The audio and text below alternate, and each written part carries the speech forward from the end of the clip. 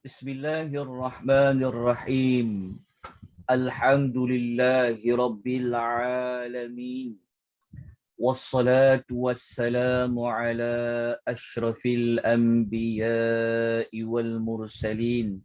Wa ala alihi wa sahbihi ajma'in. Ashhadu an la ilaha illallah wahdahu la sharika lah.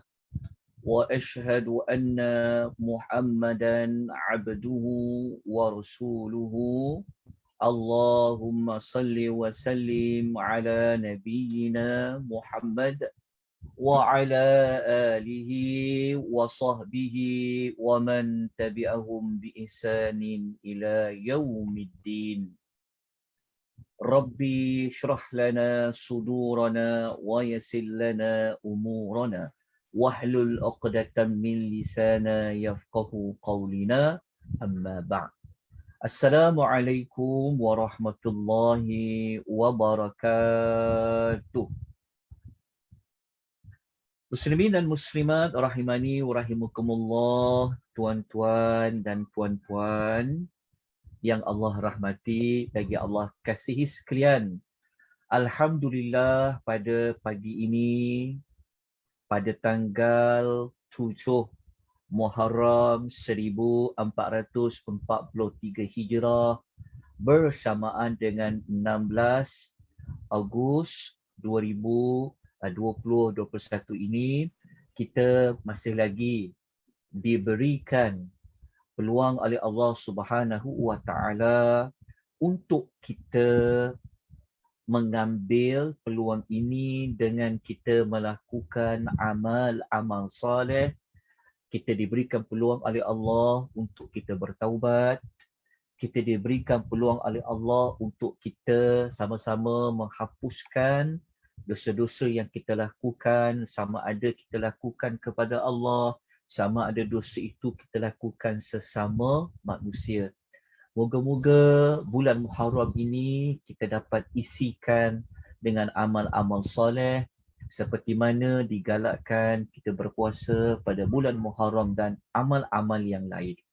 Jadi pagi ini kita akan sambung pada amalan penghapus dosa yang ke-16, yang mana pada minggu lepas kita telah berhenti pada amalan penghapus dosa yang ke-15, iaitu tentang musibah. Jadi pagi ini kita mulakan dengan amalan yang ke-16. Nota untuk rujukan pada pagi ini, kalau yang amalan ke-16 ini sehingga amalan ke-21 tak silap saya, sebenarnya kita telah berikan pada minggu lepas. Jadi ada nota tambahan yang kita akan gunakan pada pagi ini. Saya telah letakkan di link Google Drive, tajuknya Nota Fadail A'mal. Kalau di FB pun saya letakkan di bahagian komen, di bahagian dekat Zoom ni pun saya letakkan di bahagian chat. Jadi kalau tuan-tuan nak nota yang lepas-lepas, sebab ada yang bertanya tentang nota yang selawat dan salam dan sebagainya, apa saja kelas yang kita dianjurkan oleh Persatuan Wanita Islam Prihatin, ia berada pada link Google Drive yang bertajuk Nota Fadail A'mal. Tajuk dia. Kita tak tulis tajuk Nota Amalan Penghapus Dosa. Tidak banyak pula link kita kena buat, tapi kita buat tajuk Nota Fadail A'mal. Nota kelebihan-kelebihan beramal. Dalam tu ada banyak amalan, termasuklah 3 siri berkenaan dengan amalan penghapus dosa. Jadi itu maklumat awal bagaimana tuan-tuan dan puan nak memperolehi nota tersebut. Okey, kita terus kepada amalan nombor 16, tajuknya adalah Qiyamul Lail, iaitu kita menghidupkan malam. Antaranya adalah solat malam. Qiyamul Lail. Ada satu hadis daripada Nabi sallallahu alaihi wasallam. Hadis ini adalah hadis yang diriwayatkan oleh Al-Imam Tirmizi dan juga diriwayatkan oleh Al-Imam Ibnu Khuzaimah. Dan status hadis ini adalah hasan. Yang mana sabda Nabi sallallahu alaihi wasallam, alaikum biqiyamil laili. Hendaklah kamu semua melakukan solat malam. Di sini diterjemahkan solat malam. Sebab solat malam ni antara ibadat yang masyhur. Apabila kita bangun waktu malam, maka solat itu di antara amalan yang sangat disukai untuk dilakukan. Tapi bukanlah hanya pada solat malam, juga pada baca Quran dan sebagainya. Tetapi solat ni dia amal tu dia boleh gabungkan. Dalam itu boleh baca Quran dan sebagainya. Jadi Nabi kata alaikum biqiyamil lail. Hendaklah kamu melakukan solat malam. Hendaklah kamu bukanlah bermakna wajib. Hendaklah kamu ini bermakna di sini tuntutan yang amat sangat. Maksudnya dituntut untuk kita bangun pada waktu malam, buat solat malam. Kenapa? Kenapa amalan bangun pada waktu malam, buat ibadat pada waktu malam ini, kenapa Nabi suruh? Pertama, Nabi kata, فَإِنَّهُ دَأْبُ الصَّالِحِينَ قَبْلَكُمْ. Kerana ia merupakan kebiasaan orang-orang soleh sebelum kamu. Jadi dekat nota tu, kita boleh letakkan. Ini yang pertama. Ini jawapan dia pertama. Kelebihan solat malam pertama apa? Ini yang pertama. Pertama apa? Dia adalah kebiasaan orang-orang dulu. Maknanya orang-orang soleh dulu, di kalangan para sahabat, di kalangan para tabi'in, kan? Maknanya orang soleh ni, maksud dia Nabi-Nabi dulu pun, dia hidupkan waktu malam ni dah jadi rutin. Jadi kalau kita nak jadi orang-orang yang soleh, maka di antara rutin hidup kita adalah kita kena ambil sedikit waktu pada waktu malam untuk kita beribadat. Ini kelebihan yang pertama pada solat malam. Yang kedua, wa huwa qurbatun ila rabbikum. Nabi kata yang kedua, ini kelebihan kedua. Kelebihan kedua, boleh mendekatkan kamu kepada Rabb kamu. Salah satu cara kita nak mendekatkan diri kita kepada Allah, kalau sebelum ni kita dah belajar tentang ibadat kurban, kan, kita mendekatkan diri dekat dengan Allah. Cara kita mendekatkan diri kepada Allah pada waktu malam adalah dengan menghidupkan malam itu, di antaranya adalah melakukan solat malam. Kerana pada waktu malam ini juga merupakan di antara waktu yang Allah Ta'ala akan turunkan banyak rahmat dia. Dalam perkara ini, dalam nota ini ataupun pengisian ini, kita tidak ceritalah solat malam secara keseluruhan. Okay, cuma kita nak cerita tentang amalan solat malam tu, kelebihan dia ada kaitan dengan penghapus dosa. Jadi kalau tuan-tuan nak belajar tentang solat malam ni, kena ambil satu tajuk yang khusus. Bagaimana nak mengerjakan solat malam. Tapi kita sebut pada pagi ini tentang kelebihan pada solat malam itu. Yang kedua, mendekatkan diri kita kepada Rabb kita. Yang ketiga, wa makfaratul lisayyi'at. Inilah dalilnya, inilah syahid yang kita nak gunakan, iaitu yang ketiga adalah menghapuskan kesalahan-kesalahan. Maksudnya menghapuskan dosa-dosa kita semua. Inilah kelebihan kita melakukan solat malam. Yang ketiga ni, menghapuskan kesalahan-kesalahan. Yang keempat apa? Wa manhatul lil ismi. Yang keempat, kelebihan dia adalah mencegah perbuatan dosa. Maknanya solat malam ni dia boleh jadi kepada penghalang untuk kita melakukan dosa. Maknanya kesan daripada solat ni memang dapat membantu kita menjauhkan diri kita daripada dosa. Sebab iman kita makin bertambah, kan, dekatnya kita dengan Allah Subhanahu Wa Taala, Allah berikan kita kekuatan iman. Maka salah satu cara nak jauh daripada dosa ini, kena bangun menghidupkan waktu malam kita. Solat pun sebenarnya secara umum, solat yang kita kerjakan memang boleh menjauhkan kita daripada fahsyak wal munkar. Seperti Allah sebut dalam surah Al-Ankabut, tak silap saya, ayat dia Allah mengatakan inna salata tanha 'anil fahsya'i wal munkar. Allah mengatakan sesungguhnya solat itu dapat menjauhkan kamu daripada perbuatan keji, perbuatan munkar. Itu akan terhasil bagi sesiapa yang dia memang benar-benar solat lah. Cukup syarat-syarat dia dan sebagainya, memang solat tu fungsinya boleh mencegah kita daripada perbuatan munkar, termasuklah solat di waktu malam. Okey, kita dah dapat dah pada ibadat pada waktu malam. Apa pun bentuk solat di waktu malam. Kalau kita belajar sunnah Nabi, kita dah belajar dah sebelum ini pada bulan Ramadan yang lalu, ketika mana siapa ikuti tentang tajuk Riyadhus Salihin, kita dah sebut dah.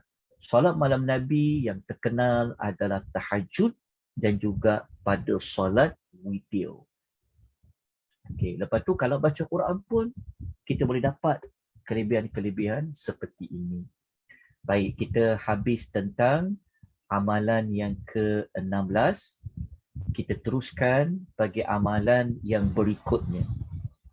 Dalam nota mungkin, dalam nota dia tak tajuk, mungkin tak ada maklumat ni, tapi tuan-tuan dah biasa dah dengar maklumat ni, iaitu Qiyamu Ramadan. Mudah je kalau kita nak salin kat sini, dia tajuknya adalah Qiyamu Ramadan.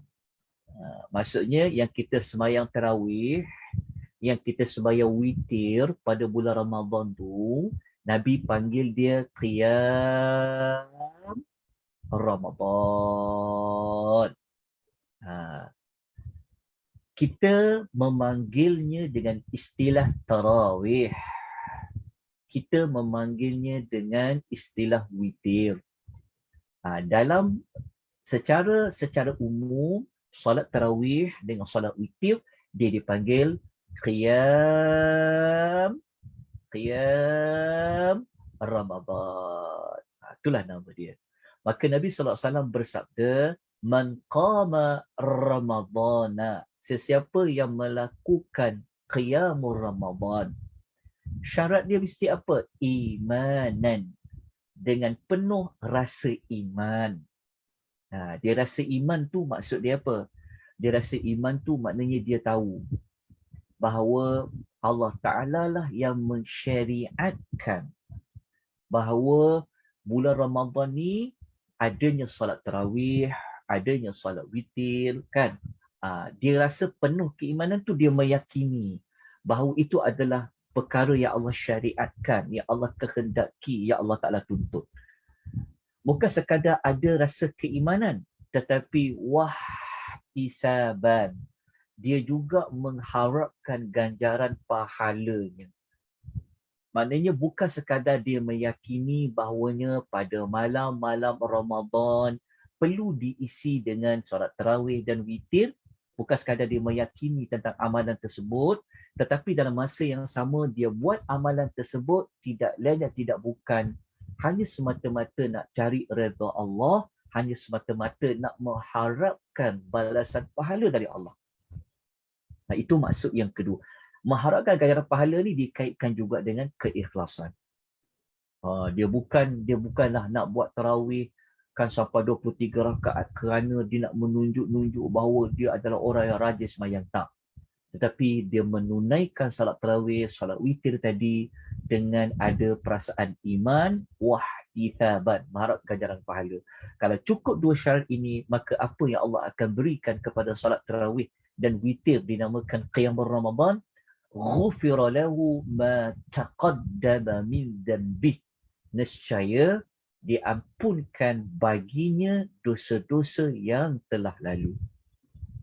Dosa-dosa yang kita buat sebelum ini, apabila kita buat Qiyamul Ramadan, tarawih dengan witir, dengan rasa iman, dengan penuh keikhlasan semata-mata mengharapkan ganjaran daripada Allah, maka dosa-dosa yang lalu Allah Ta'ala akan hapuskan. Okay. Kalau ada yang bertanya, kenapa letak Qiyamul Ramadan Tarawih dengan witir tu di bawah tajuk amalan nombor 16? Kerana Qiyamul Ramadan dia sebenarnya adalah Qiyamul Lail.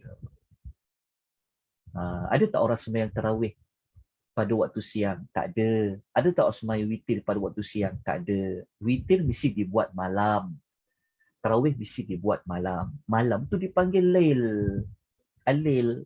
Menghidupkan malam. Qiyam. Qiyam menghidupkan. Antara cara nak hidupkan Al-Lail malam adalah dengan solat. Okay. Jadi kena buat salinan lah pada hadis sebab rasa di kat nota tu tak ada. Saya buat penambahan tu. Okey, kita teruskan kepada amalan yang lain. Moga-moga Allah panjangkan umur kita. Kita dapat bertemu sekali lagi Ramadan yang akan datang. Sebab kita berada pada bulan Muharram. Belum tentu lagi kita dapat jumpa sekali lagi bulan Ramadan. Minta kepada Allah panjangkan umur kita dengan kita dapat mengisi amal-amal kebaikan. Moga-moga kita bertemu dengan Ramadan yang akan datang. Minta Allah Ta'ala panjangkan umur kita dengan keberkatan. Baik, kita pergi kepada amalan yang ke-17, tajuknya adalah zikir. Yang ini saya letakkan tajuk dia umum. Sebab apabila kita berzikir secara khusus, dia ada banyak bentuk dan jenis zikir. Mungkin ada orang dia berzikir dengan dia mengucapkan kalimah tahlil, la ilaha illallah. Mungkin ada yang berzikir, dia memperbanyakkan kalimah tasbih, subhanallah. Mungkin ada yang berzikir dengan dia memperbanyakkan kalimah tahmid, alhamdulillah, alhamdulillah. Ada yang berzikir, mungkin dia memperbanyakkan kalimah takbir, Allahu akbar, Allahu akbar, Allahu akbar. Mungkin ada yang berzikir dengan memperbanyakkan kalimah hauqalah, la haula wala quwwata illa billah. Maklumat tentang zikir, tentang kalimah tahlil, tentang kalimah tasbih, tentang kalimah tahmid, tentang kalimah hauqalah telah kita terangkan sebelum ini di bawah tajuk 4 kalimah yang agung. Nota itu pun berada pada Google Drive, tajuknya Nota Fadail A'mal. Tetapi kita nak merujuk kepada zikir yang disebutkan ada kaitan dengan penghapusan dosa. Kita rujuk hadis yang pertama. Okey, hadis yang pertama ni dia zikirnya tentang apa? Zikirnya tentang kalimah la ilaha illallah. Kalimah la ilaha illallah. Okey, apa sabda Nabi SAW? Tapi sebelum tu kita tengok dulu sumber hadis ni. Okey, hadis ni sebenarnya datangnya daripada Abu Dzar radhiyallahu anhu.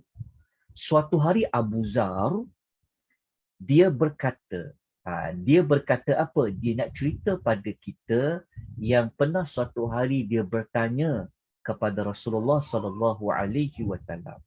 Dia tanya apa? Ya Rasulullah, wahai Rasulullah, dia tanya. Wahai Rasulullah, la ilaha illallahu minal hasanat. Dia tanya, apakah kalimah la ilaha illallah itu merupakan kebaikan? Maka apa jawapan Nabi SAW? Nabi mengatakan, hiya ahsanul hasanati wa hiya tamhuz zunuba wal khataya. Nabi SAW bersabda, Nabi kata kalimah itu merupakan kebaikan yang sangat utama, kata Nabi. Maksudnya dalam banyak-banyak kebaikan yang kita boleh buat, kebaikan itu ada pada kalimah la ilaha illallah. Jadi apabila kita mengucapkan kalimah la ilaha illallah, sebenarnya kita telah membuat kebaikan yang utama. Lepas tu Nabi menerangkan macam mana dia boleh jadi kebaikan yang utama. Okey, apa perincian kebaikan utama? Nabi kata kalimah itu, kata Nabi, dapat menghapuskan pelbagai dosa dan juga kesalahan. Ini hadis dinilai sahih oleh Syekh Al-Albani. Okey, hadis ni. Maklumat la ilaha illallah ini sebenarnya telah kita terangkan sebelum ini. Jadi kalau siapa nak tahu maklumat lanjut tentang kalimah la ilaha illallah, boleh lihat pada nota-nota sebelum ini ataupun ada pada rakaman di FB Akademi Tadabbur Malaysia. Tajuknya adalah kalimah kunci syurga. Boleh tengok di situ ada perincian tentang kalimah la ilaha illallah. Salah satunya kalimah la ilaha illallah ini, kalau kita ucapkan, dia dapat menghapuskan dosa-dosa dan kesalahan. Baik, kita pergi kepada zikir yang satu lagi yang dia gabungkan di antara zikir kalimah tauhid, kalimah tahlil, campur dengan kalimah takbir, campur dengan kalimah hauqalah. Macam mana hadis itu? Sabda Nabi SAW. Okay, Nabi SAW bersabda, ma'alal ardi ahadun yaqulu. Tidak ada seorang pun di muka bumi yang dia mengucapkan la ilaha illallah wallahu akbar wala hawla wala quwwata illa billah.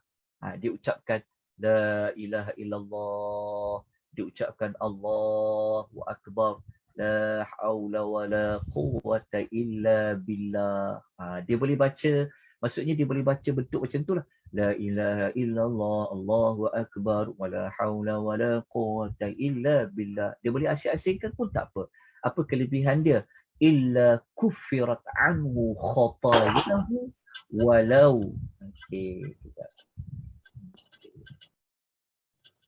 okay. Nabi kata apa? Nabi kata, sekejapnya. Sekejap.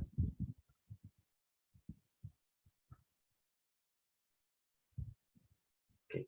Nabi sebut, Nabi kata, dapat melainkan boleh memadamkan kesalahan-kesalahannya sekalipun kesalahannya itu banyaknya seperti mana buih di lautan. Ini adalah kelebihan zikir yang tiga ni. Okay, ini hadis riwayat Al-Imamu Tirmizi. Hadis ini dikategorikan sebagai hadis hasan. Okay. Kita lanjutkan dengan hadis yang ketiga. Hadis ketiga ni zikir apa pula? Hadis ini sabda Nabi SAW, man qala subhanallahi wa bihamdih.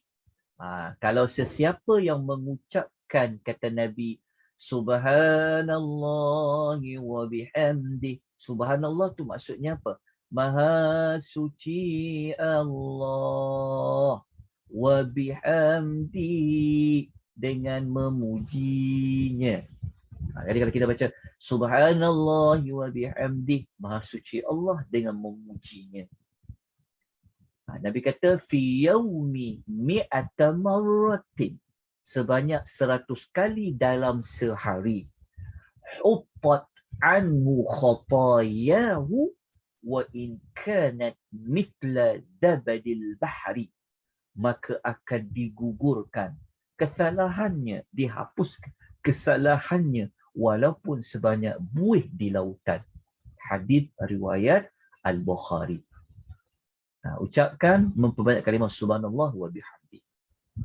Okey, kelebihan-kelebihan lain bagi kalimah tasbih ni telah pun kita terangkan pada kelas-kelas yang lain. Kalau tuan-tuan ingin melihat, nak tahu apa lagi kelebihan mengucapkan kalimah tasbih ni, itu kena rujuk pada nota yang lalu.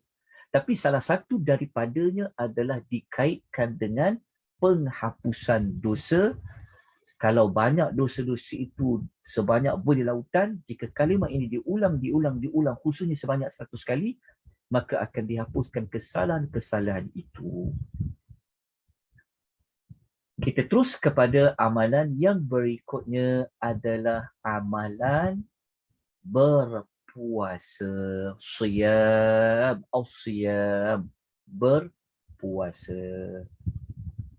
Baik, ini amalan yang ke-18, puasa. Puasa bila? Okey, yang paling utama kita tak nafikan kalau kita berpuasa di bulan Ramadan. Sabda Nabi SAW, man qama Ramadana.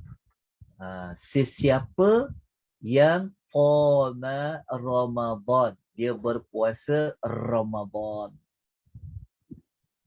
Bukan puasa sesuka hati, tapi berpuasa dengan dua cara. Yang pertama, imanan, dengan rasa keimanan. Dia sama macam ulasan tadi, dengan penuh keimanan. Bukan sekadar dengan penuh keimanan, wahtisaban.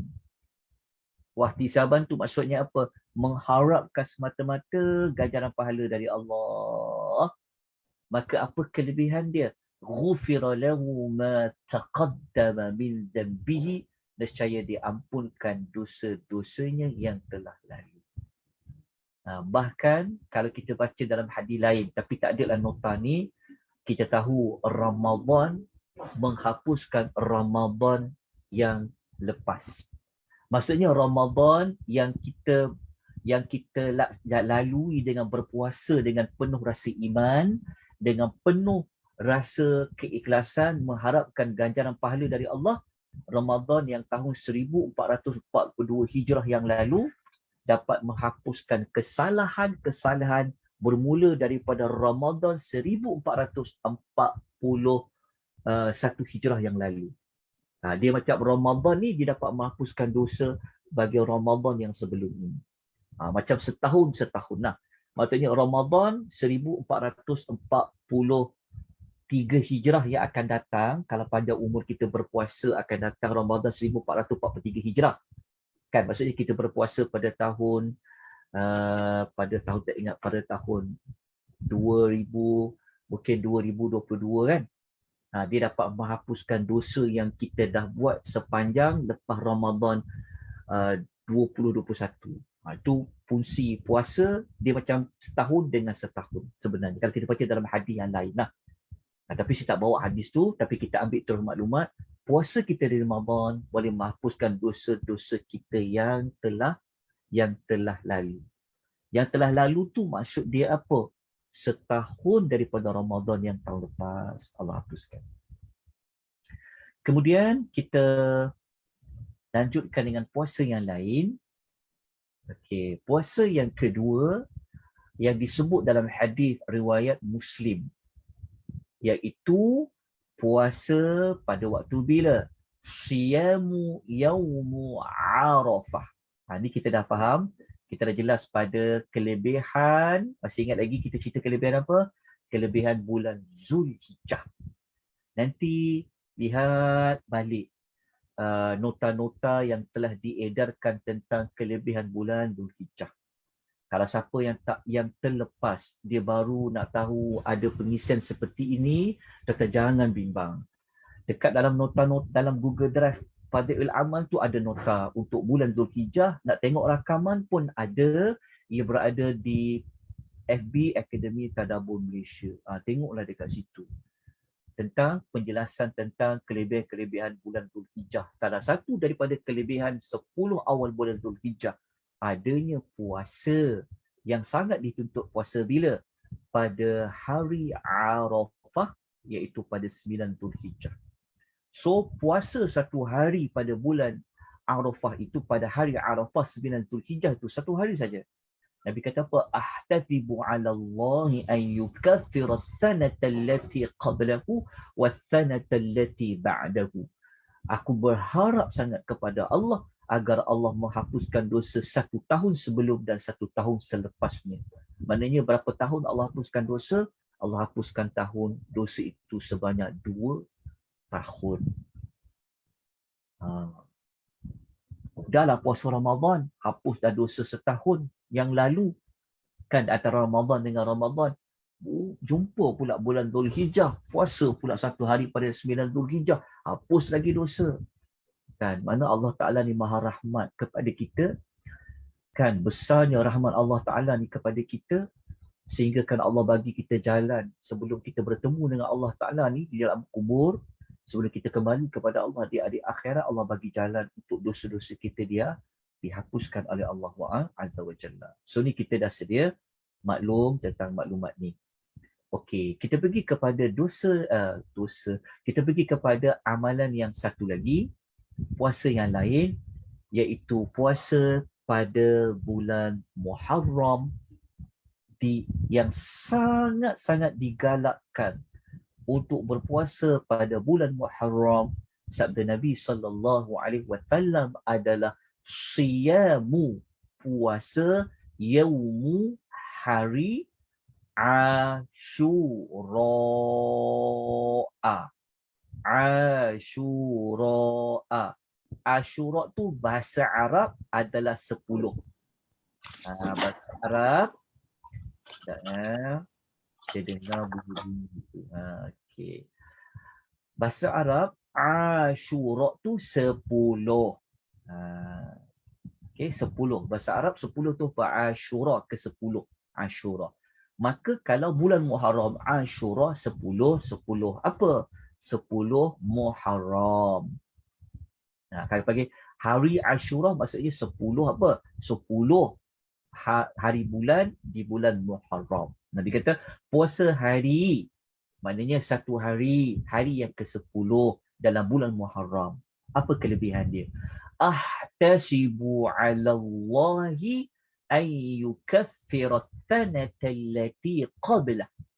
Aku berharap kepada Allah agar Allah menghapuskan dosa 1 tahun sebelumnya. Cuma saya minta tuan tambah perkataan sebelumnya. Saya tertinggal kat situ.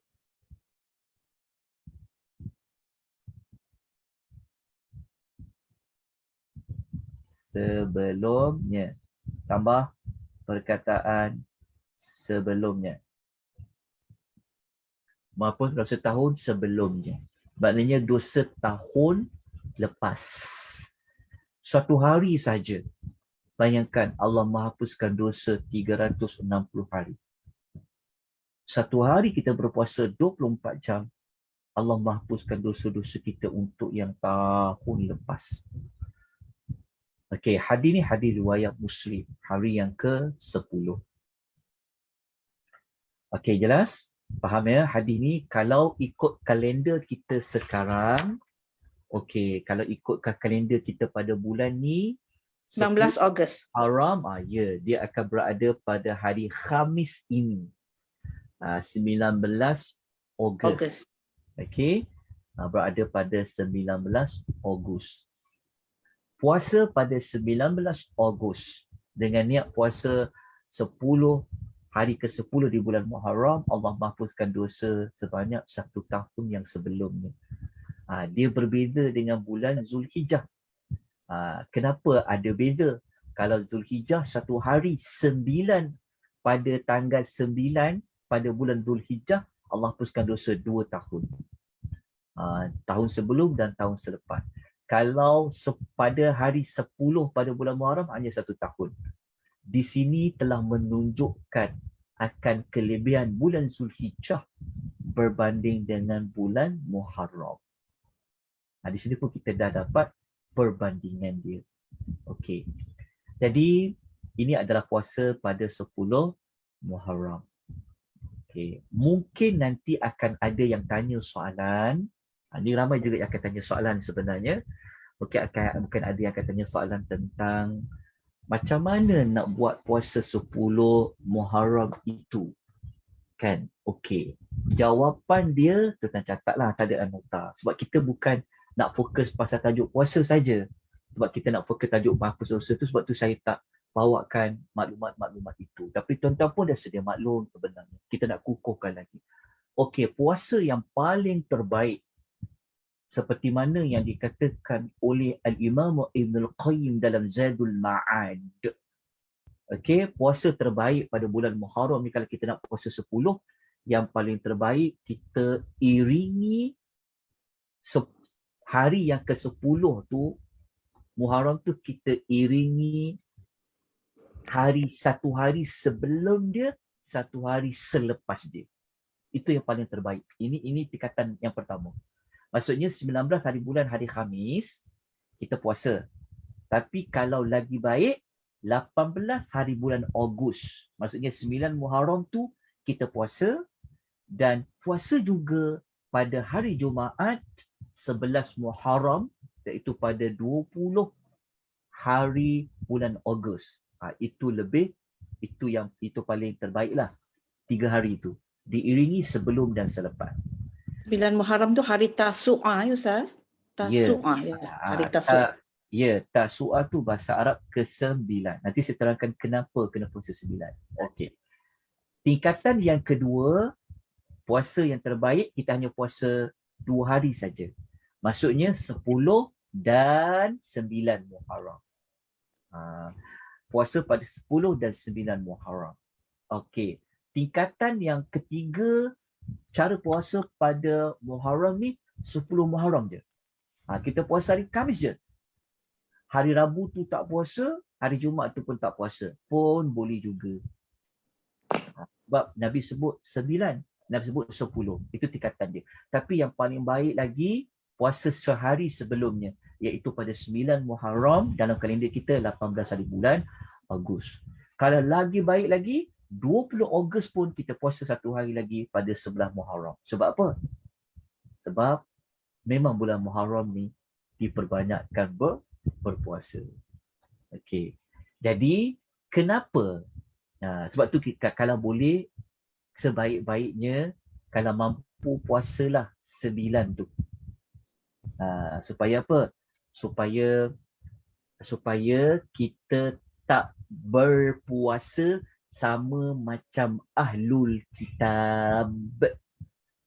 Sebenarnya orang Yahudi pun berpuasa pada setiap 10 Muharram.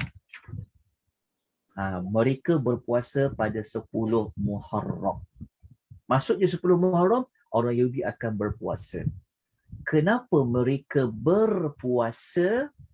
Kerana mereka berpuasa kerana mensyukuri tentang bagaimana Nabi Allah Musa alaihi salam telah berjaya melintasi Laut Merah ketika dikejar oleh Firaun. Jadi kalau ada siapa-siapa ditanya soalan bilakah Firaun itu mati lemas di zaman Nabi Allah Musa semasa mengejar Firaun, jawapannya adalah pada 10 Muharram pada tahun itu. Itu jawapan dia. Macam mana kita tahu? Kerana kalau kita baca dalam hadis lain, asal usul puasa Ashura ni, sebenarnya orang Quraisy pun puasa juga sebenarnya. Bukan ahli kitab saja. Tetapi apabila Nabi sampai dekat Madinatul Munawwarah, sebenarnya Nabi tanya dekat ahli kitab tu. Mereka kata, hari 10 ni Nabi Musa puasa. Lepas tu orang ahli kitab pun berpuasa. Nabi tanya kenapa? Mereka mengatakan mengenang peristiwa Nabi Allah Musa berjaya melintasi Lautan Merah. Itu sebenarnya asal usul. Itu sebenarnya dikaitkan dengan puasa pada 10 Muharram. Okey. Oleh kerana itu, Nabi pun jawab. Nabi kata, kalau korang semua boleh kenang jasa baik Musa, boleh kenang kalau kisah Musa tu korang sendiri berpuasa 10 Muharram, kata Nabi, aku ni lagi-lagi patutlah kena berpuasa. Sebab apa? Sebab Nabi Musa kan juga adalah Rasul. Nabi ni juga adalah Rasul. Oleh sebab itulah Nabi mencadangkan kepada para sahabat supaya puasalah pada 10 Muharram. Tiba-tiba ada di kalangan para sahabat yang mereka rasa macam tak sedap hati. Mereka rasa resah. Sebab apa? Sebab Nabi suruh mereka berpuasa 10 Muharram. Ahlul Kitab pun, orang Yahudi pun puasa 10 Muharram. Nanti akan jadi samalah macam orang Yahudi berpuasa. Oleh sebab itulah diusulkan oleh Nabi SAW untuk berpuasa pada 9 Muharram. Maknanya orang Yahudi, dia tak puasa 9 Muharram tu. Mereka hanya puasa pada 10 Muharram sahaja. Oleh sebab tidak mahu ada persamaan dengan orang-orang Yahudi, Nabi SAW menyebutkan dalam hadis riwayat Muslim, Nabi mengatakan, lain baqitu ila qabili. Nabi kata, jika aku masih hidup lagi tahun depan, Nabi kata, la asumanna tasi'a. Benar-benar aku akan berpuasa pada 9 Muharram. Itulah sebabnya mengapa kita digalakkan supaya berpuasa satu hari sebelum 10 Muharram itu, kerana antara sebab musababnya adalah untuk tidak mahu sama macam orang Yahudi berpuasa pada 10 Muharram sahaja. Jadi kalau kita faham, kita telah menghidupkan sunnah Nabi sallallahu alaihi wasallam. Okey, kalau tuan-tuan nak tahu tentang hukum hakam puasa tu, tuan-tuan boleh buka juga dekat dalam, saya tunjukkan tuan-tuan online dia, maksudnya dekat sini. Tuan-tuan buka nanti dekat pejabat mufti wilayah Persekutuan, saya selalu kempen. Banyakkan membaca, tuan-tuan buka dekat laman sesawang pejabat mufti wilayah Persekutuan, laman sesawang, nampak tak nota saya paparkan ni kan? Nampak ya? Nampak tak? Nampak Ustaz. Okey, contohnya nanti tekan je. Cari kat laman mufti tu, tuan-tuan cari tentang dia ada banyak artikel. Contoh, tuan-tuan tekan cari dekat Irsyad Al-Fatawa pada bilangan yang 135. Buat di sini, baca dekat sini. Jadi tuan-tuan akan jumpalah. Tuan-tuan akan jumpa nanti dekat dalam tu, antara dia, inilah soalan dia. Boleh tak puasa 10 Muharram di setiap hari selepas? Ada huraian lah. Huraian. Dan memang di antara huraian seperti yang saya sebut tadi tu. Kenapa? Perintah supaya menyelisihi orang Yahudi. Nampak tak? Maka kita baca dekat sini. Saya tunjukkan pada tuan-puan supaya manfaatkan kepandaian kita tentang pandai membuka media sosial ni. Kurang-kurang kalau baca media sosial yang lainnya, baca artikel-artikel ilmu-ilmu ni baca. Okey, kalau kita baca dalam ni ada hadis riwayat Ahmad. Nabi mengatakan apa? Sumu yauma Asyura, berpuasalah kalian pada hari Asyura, wa khalifu fihil yahuda, berbezalah dengan orang Yahudi. Okey, macam mana bentuk dia? Nabi kata sumu qablahu yauma, berpuasalah sehari sebelumnya, au ba'dahu yauma, atau sehari selepasnya. Hadis riwayat Ahmad. Maknanya apa? Maknanya kalau kita tak nak puasa 9, tak nak puasa hari Rabu, kan kita boleh puasa hari Jumaat dengan hari Khamis. Ataupun hari Rabu dengan hari Khamis. Tapi kalau nak terbaik, sebab Nabi cadangkan buatlah sebelumnya sehari atau selepasnya sehari, maka kita gabungkan dua-dua. Kita nak puasa hari Rabu pun puasa, Khamis tu memang nak puasa lah pasal 10 kan. Hari Jumaat tu pun kita puasa. Oleh sebab itulah Al-Imam Ibn Al-Qayyim menyatakan di sini. Tengok dalam laman sesawan yang saya paparkan ni, nampak kan? Okey, sebab itu para ulama mengatakan, dekat sini para fuqaha mengatakan apa? Para fuqaha mengatakan nak puasa Ashura ni ada 3 keadaan. Ada 3 apa? Ada 3 cara. 3 keadaan. Pertama apa? Puasa sehari sebelum atau sehari selepas. Ingat tuan-puan ya, kita jangan pula kita kata, engkau tak puasa hari Rabu ya, kau puasa hari Jumaat, kenapa? Kita jangan salah faham. Sebenarnya boleh. Kalau kita tak sempat nak puasa hari Rabu dengan Khamis, kita boleh pasangkan Khamis tu dengan Jumaat. Ataupun puasa 10 Muharram secara tunggal. Puasa 10 saja hari Khamis, boleh juga. Ataupun puasa sehari dan selepas. Nampak tak perkataan dan selepas. Maknanya Rabu puasa, Jumaat pun puasa. Maka keadaan inilah Ibn Al-Qayyim dalam kitab Zadul Ma'ad pada jilid yang kedua. Beliau mengatakan paling terbaik nak puasa pada 10 Muharram tu apa dia kata? Puasa sehari sebelum dan juga selepas.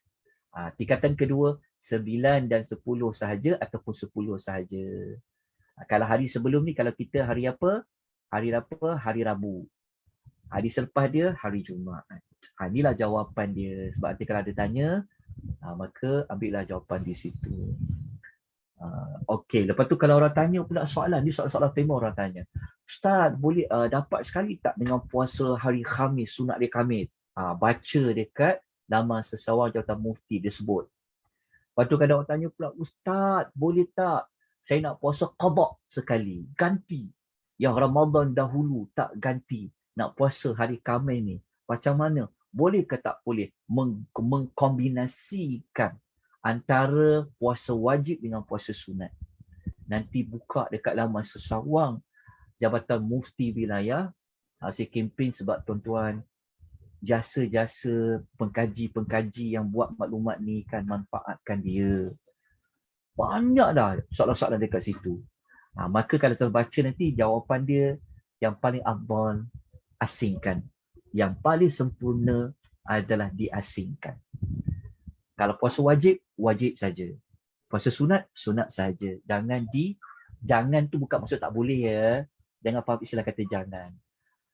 Para ulama fuqaha mengatakan harus nak menggabungkan yang wajib dengan yang sunat. Tetapi yang sempurna, wajib lain, sunat tu lain. Itu paling sempurna. Okay, Wallahu ta'ala a'lam. Okey, kita patah balik kepada tajuk kita tadi. Alhamdulillah. Okey. Mungkin dia ada tanya, baru nak tanya. Tak apa, saya dah jawab. Okey. Habis tajuk tentang puasa tu, lepas tu kita masuk kepada amalan lain, ibadat haji. Moga-moga tahun depan dapat dibenarkan mengerjakan ibadat haji. Tapi umrah tu dah boleh buat. Rasanya setakat ni kawan-kawan bagi tahu umrah tu sudah dibuka sebenarnya dengan beberapa syarat-syarat lah. Okey, lagi kita belajar pasal umrah. Nombor 20 lagi kita pasal umrah. Kita pergi dulu yang ke 19, iaitu haji. Okey. Sabda Nabi SAW, hadis riwayat Al-Bukhari. Okey, Nabi SAW bersabda, man hajja, sesiapa yang menunaikan ibadat haji. Hajja ni haji lah. Ibadat haji.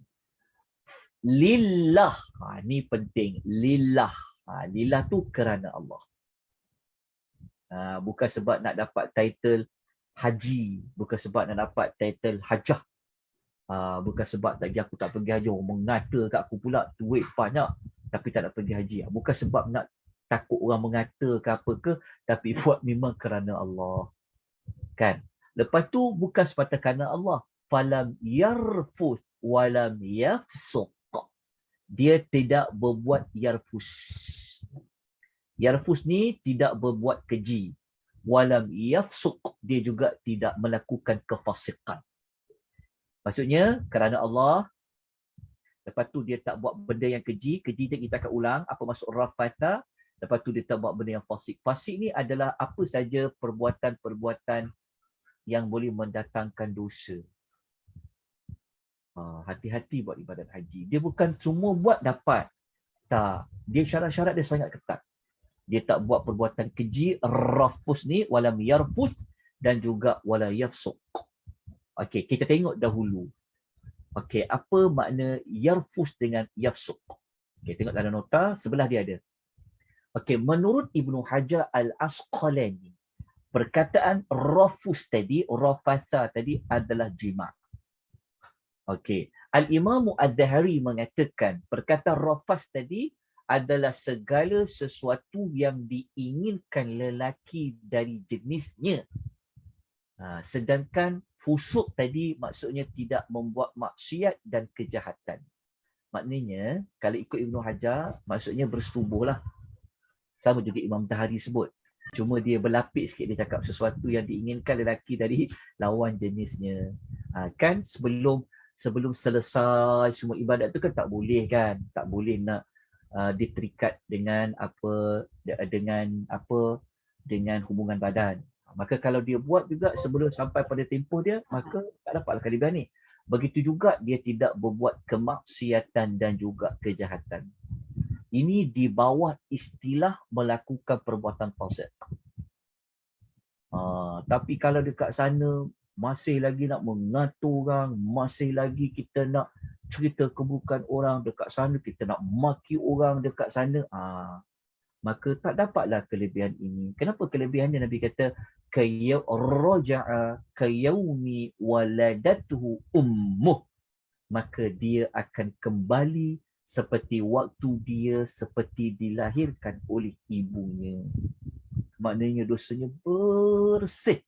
Seperti mana dia tidak berbuat dosa ketika lahir. Mana ada budak kecil ketika dia lahir dia dah berdosa? Tak ada. Jadi Nabi nak menganalogikan, nak mengatakan bersihnya dosa ni bagi orang buat ibadat haji ni seperti mana dia dilahirkan oleh ibunya. Hadis riwayat Al-Bukhari. Tapi syarat-syaratnya sangat ketat. Maknanya kena buat dengan betul-betul mengikuti syarat. Buat kerana Allah, tidak buat perbuatan yarfus dan juga walam yafsuq. Sibuk dia main benda tu. Dah kena marah. Okey, tak ada lah kurang je. Okey, kita pergi yang ke-20. Okey, yang ke-20 adalah umrah. Umrah ni tuan-tuan ya, dia ada banyak kelebihan lah. Tapi salah satu kelebihan dia dari sudut penghapusan dosa. Tapi kalau boleh buatlah umrah macam Nabi buat umrah. Nabi ni dia buat satu haji 4 kali umrah. Okey, umrah ni fungsi dia adalah penampung kepada haji. Contoh kan tadi kan kita dah buat haji, betul tak? Tapi kita rasa macam haji aku buat dulu dengan tanpa ilmu kan? Betul tak kan? Kita mungkin ada marah-marah orang, mungkin kita ada maki orang, mungkin kita banyak juga buat kesalahan ketika haji tu, betul tak? Mungkin haji tu tak sempurna, maka kita tampunglah dengan buat ibadat umrah. Sebab ibadat umrah ni, dia seperti mana kita solat sunat. Kalau solat sunat, dia menampung kekurangan solat fardu, maka umrah ini dia menampung kepada ibadat haji. Tapi bukan sekadar dapat menampung kelompangan pada ibadat haji. Tapi umrah ini ada kelebihan dia yang lain. Hadis riwayat Al-Bukhari, sabda Nabi SAW, al-umratu ila al-umrati kafaratun lima bainahuma. Di antara satu umrah dengan umrah yang lain adalah penghapus dosa di antara keduanya. Contohnya, kalau kita pergi umrah tahun 2018 contohnya. Kan, lepas balik umrah, buat lagi dosa. Kan, pergi balik umrah pada tahun 2020, contohnya 2019 lah ataupun 2020. Maka dosa yang telah dibuat selepas umrah 2018 tu akan dihapuskan pada umrah yang dibuat pada tahun 2020. Itu dipanggil penghapus dosa di antara kedua-duanya. Maksudnya umrah yang dia buat pada tahun 2019 itu contohnya, lepas tu balik umrah dia buat lagi dosa. Sampailah tahun 2020, okay, kan? Pada tahun 2020 dia buat sekali lagi umrah. Maka umrah tahun 2020 tu menghapuskan dosa sepanjang lepas dia buat ibadat umrah 2018 tu sampailah kepada tahun yang dia buat umrah itu. Inilah maksud hadis riwayat Al-Bukhari. Baik, kita teruskan dengan nota yang berikutnya. Nota 21 ni, nota yang ini bukan nota minggu lepas.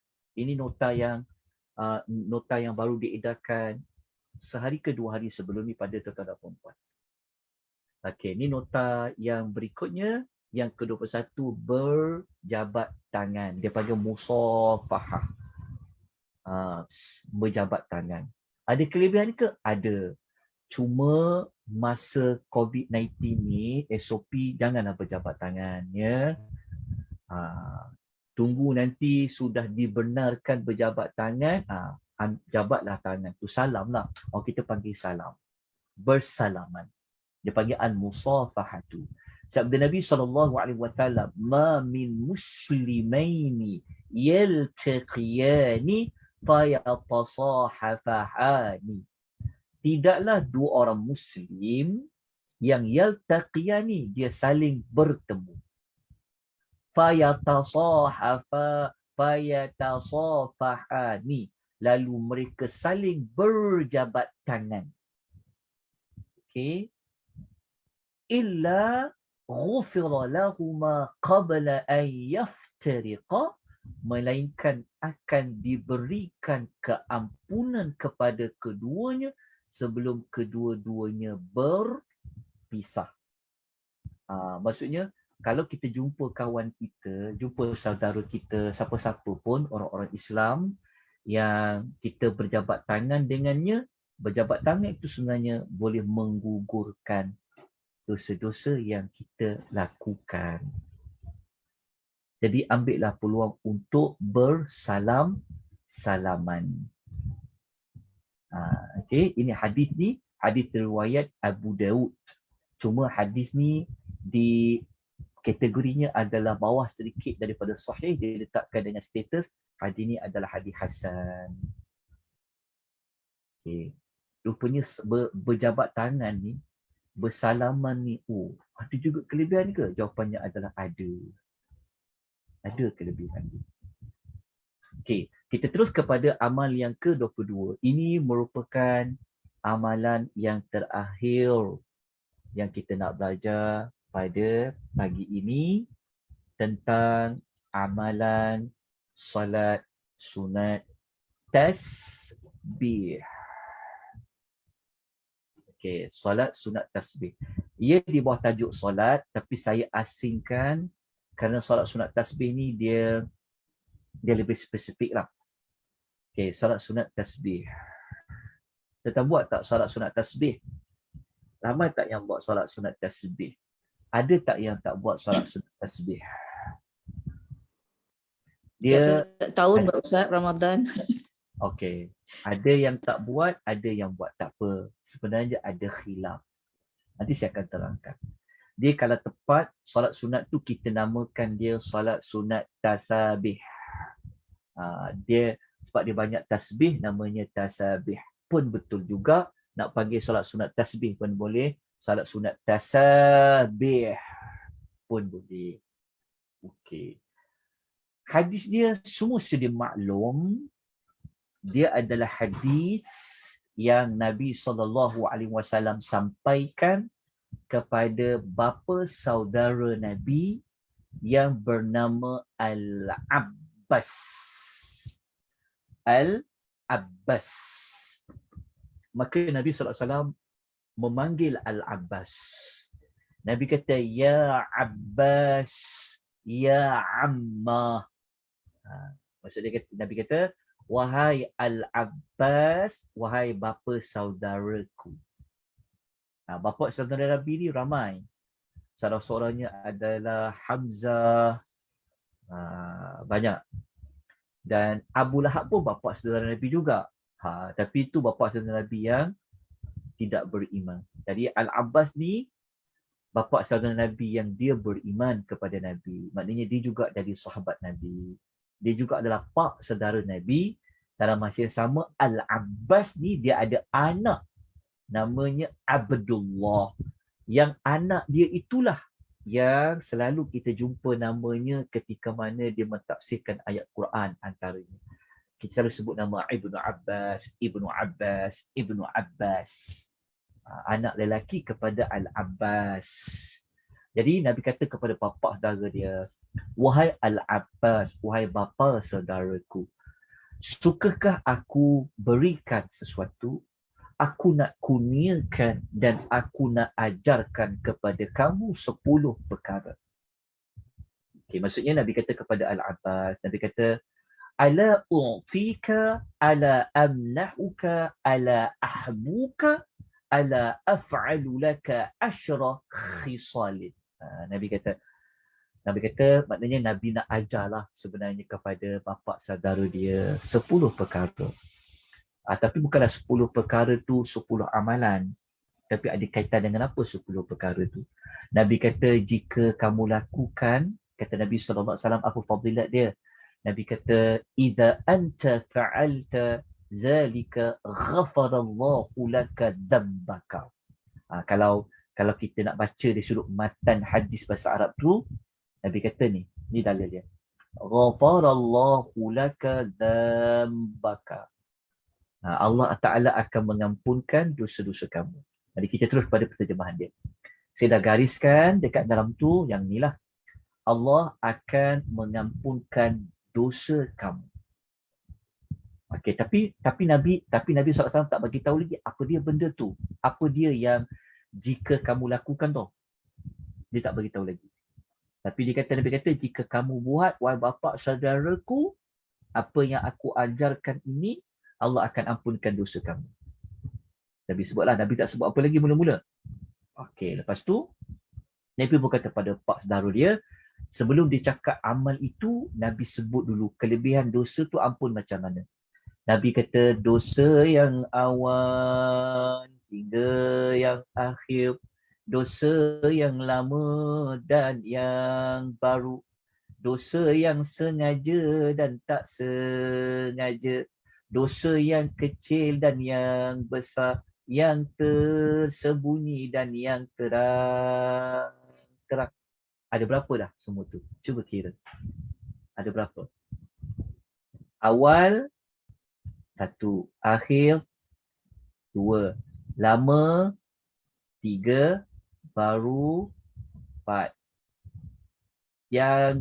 Yang sengaja 5, tak sengaja 6, kecil 7, besar 8, sembunyi 9, terang-terang 10. Cuba 10. Cara mudah apa? Dan nota tu saya letakkan dekat sini dah. Tengok dekat sini, belakang tu ada. Ni nampak tak jenis-jenis dosa yang Nabi SAW cakap dekat bapa saudara dia. Kalau bapa saudara dia buat, seperti Nabi ajar tadi, Nabi kata, Nabi nak bagi tahu kalau kamu buat, wahai pamanku, wahai bapa saudaraku, Allah Ta'ala akan hapuskan dosa engkau. Dosa yang mana? Dosa yang awal, dosa yang akhir, dosa yang lama, dosa yang baru, dosa yang sengaja, dosa yang tidak disengajakan, dosa yang kecil, dosa yang besar, dosa yang sembunyi-sembunyi, dosa yang buat terang-terang. Ada 10 tak? Cukup tak 10? 2, 4, 6, 8, 10. Ada kaitan dengan Nabi mengatakan tadi, apa dia? Allah akan ajar kepada kamu 10 perkara. Ada kaitan juga dengan perkataan 10 tadi. Okey. Jadi kita tengok apa Nabi ajar. Nabi kata, iaitu kamu menunaikan solat. Nabi tak panggil dia solat tasbih. Tapi macam mana boleh orang panggil nama solat tasbih? Dan kita terangkan. Nabi kata, kamu tunaikan solat 4 rakaat. Saya dah letak dah dengan warna hijau dekat situ. Supaya lebih nampak. Solat 4 rakaat. Okey. Solat 4 rakaat. Okey. Lepas tu, solat tu macam mana? Nabi kata 4 rakaat. Okey, lepas tu Nabi terangkan. Di mana kamu membaca pada setiap rakaat. Okey, baca setiap rakaat. Maksudnya 4 rakaat. Setiap rakaat tu ada Al-Fatihah.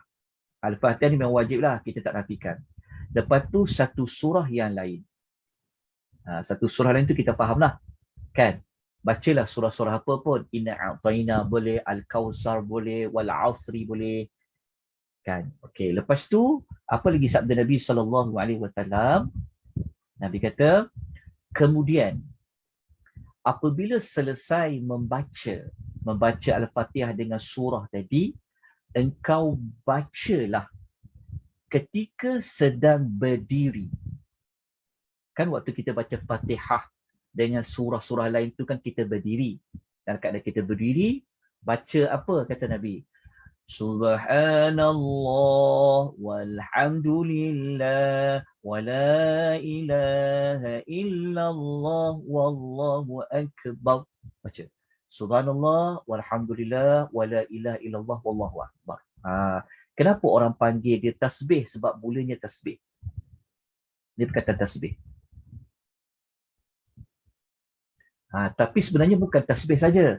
Dalam tu dia ada ucapan tahmid. La ilaha illallah. Dia ada ucapan kalimah tahlil. Alhamdulillah. Lepas tu ada ucapan tahlil. La ilaha illallah. Lepas tu dalam tu ada apa? Ada takbir. Allahu akbar. Dia ada 4 kalimah dalam ni. Tapi kenapa dinamakan dia tasbih? Sebab depan dia dimulakan dengan ucapan Subhanallah, Subhanallah, Maha Suci Allah. Itu dipanggil dia tasbih. Kenapa dipanggil solat sunat tasbih? Sebab dia banyak kena baca tasbih. Tapi sebenarnya bukan hanya ucapan tasbih. Dia ada ucapan tahmid, Alhamdulillah. Dia ada ucapan tahlil, La ilaha illallah. Dia ada ucapan takbir, Allahu Akbar. Okey, kita dah faham maklumat ni. Lepas tu, Nabi kata baca berapa kali? Nabi kata sebanyak 15 kali. Sebutlah 15 kali. Maksudnya ucap subhanallah alhamdulillah wala ilaha illallah wallahu akbar. Nabi suruh baca 15 kali selepas membaca surah Al-Fatihah dengan mana-mana surah lain dalam keadaan berdiri tadi. Berdiri tegak tadi. Lepas tu baru rukuk. Masa kita rukuk tu kita tahulah kita nak baca seperti rukuk kan. Lepas tu Nabi kata baca tasbih ni 10 kali lagi. Subhanallah walhamdulillah wala ilaha illallah wallahu akbar sebanyak berapa kali? Sebanyak 10 kali. Tuan dah tahu pun Nabi sebut kan. Cuma saya nak kita kukuhkan lagi, terangkan lagi. Okey, 10 kali. Okey, kemudian angkat kepalamu dari rukuk. Maksudnya kita nak pergi kepada perbuatan i'tidal lah. Angkat kepala rukuk, kita membaca lagi sebanyak 10 kali. Subhanallah walhamdulillah wala ilaha illallah wallahu akbar. Lepas kita rukuk kan? Samiallahu liman hamidah rabbana walakal hamdu. Lepas tu baca Subhanallah alhamdulillah wala ilaha illallah wallahu akbar. Subhanallah alhamdulillah wala ilaha illallah akbar. Berapa kali? 10 kali. Kemudian kita pun sujud. Lepas sujud kata Nabi kepada Abdullah bin Abbas, baca pula semasa sujud tu 10 kali lagi. Subhanallah alhamdulillah wala ilaha illallah wallahu akbar. Okey, lepas tu Nabi suruh buat apa lagi? Okey, Nabi kata lagi, kemudian kamu bangun daripada sujud dan baca lagi 10 kali. 10 kali tu waktu bila? Duduk di antara dua sujud. Lepas kita baca Rabbighfirli ataupun Rabbighfirli warhamni wajburni warfa'ni wahdini wa'afini wa'fu anni. Baca subhanallah alhamdulillah wa la ilaha illallah 10 kali. Lepas tu Nabi suruh buat apa? Sujud semula. Baca pula 10 kali lagi. Lepas tu bangun, angkat kepalamu daripada sujud. Kan? Lepas tu baca lagi 10 kali sebelum nak berdiri tegak sekali lagi tadi. Baca 10 kali. Okey. Lepas tu sampailah pada rakaat berikutnya. Lepas tu Nabi kata, kau buat macam tu, kata Nabi kepada pak saudara dia, kamu telah buat sebanyak 75 kali ucapan tasbih tadi pada setiap rakaat. Nabi kata 75. Maknanya pada rakaat pertama tadi dia buat berapa kali? 75 kali bacaan tasbih. Okey, macam mana jadi 75? Jom kita kira. Kira Saya dah buat kawan dia kuning dah, senang nak ingat. Okey, 15 campur 10, campur 10, campur 10, campur 10, campur 10, campur 10, cukup tak 35? Ni 30, 40, 50, 60. 60 campur dengan 15, 75 kali. Okey, jelas? Dapat? Faham tak? Okey, saya buat warna macam ni supaya lebih... Faham Ustaz. Okey. Faham. Lepas tu Nabi kata, hendaklah kamu buat seperti itu sebanyak 4 rakaat. Okey, sebanyak 4 rakaat. Okey, Nabi hanya sebut 75 kali saja pada setiap rakaat. Tapi Nabi tak kira total dia berapa. Okey, Nabi kira 75 kali pada setiap rakaat. Okey, nanti kita kira total dia. Okey, maksudnya setiap satu rakaat 75 kali tasbih. Lepas tu buat sebanyak 4 rakaat. Lepas tu Nabi kata, jika engkau mampu mengerjakan setiap hari sekali, Nabi kata lakukanlah. Ini carangan Nabi pertama. Kalau kamu mampu nak buat setiap hari sekali, Nabi kata lakukanlah. Nabi kata lagi yang kedua, jika tidak mampu buat sekali dalam sehari, Nabi kata buatlah sekali pada setiap Jumaat. Maksudnya Nabi nak masuk berapa kali ni? Seminggu sekali. Bukan bermakna Nabi nak katakan mesti buat pada hari Jumaat saja. Setiap Jumaat. Jumaat ni dia mewakili tempoh 1 minggu. Nak menunjukkan 1 minggu lah. Lakukanlah sekali pada setiap Jumaat. Maksudnya 1 minggu tu sekali. Jika tak mampu buat seminggu sekali, Nabi kata buatlah sekali bagi setiap bulan. Maksudnya kalau 1 bulan tu ada 4 minggu, 4 minggu tu kalau boleh buatlah sekali. Kalau 1 bulan tu ada 5 minggu, buatlah 5 minggu tu sekali saja. Jika tidak mampu, kata Nabi SAW, lakukanlah pada setiap kali setahun. Setahun buat sekali saja. Maksudnya 1443 ni, kalau tak mampu sangat buat, sekali tu buatlah bagi tempoh setiap tahun. Ataupun 2021 ni, buatlah sekali dalam setahun. Jika tak mampu juga, kata Nabi SAW, buatlah sekali seumur hidup. Dia kata sekali seumur hidup. Nabi cadangkan. Tapi dia tak wajib pun. Tapi Nabi kata buatlah sekali seumur hidup. Okey. Jadi kita jangan nak berat-beratkan orang. Jadi kita janganlah pula nak kita nak apa, maksudnya kita nak apa mewajibkan bagi siapa yang tak mampu nak buat. Okey. Okey, faham kat sini dah jelas. Okey, jadi ringkasan dia apa? Tengok dekat sini. Okey, pertama kita tengok dulu ringkasan dia. Okey. Nabi tak sebut 300 kali tasbih. Kita yang gabungkan untuk memudahkan kita mengingat berapa kali tasbih. Maksudnya tadi Nabi kata rakaat pertama berapa kali baca tasbih? 75 kali kan. Ni Nabi sebut. Nabi cuma sebut rakaat pertama je. Patut Nabi kata macam itulah 4 rakaat tiru macam rakaat pertama. Bijak Nabi ni dalam dia bercakap kan. Kalau tidak jenuh Nabi nak cakap rakaat kedua, rakaat ketiga, rakaat keempat. Tapi Nabi bagi satu contoh pada rakaat pertama saja.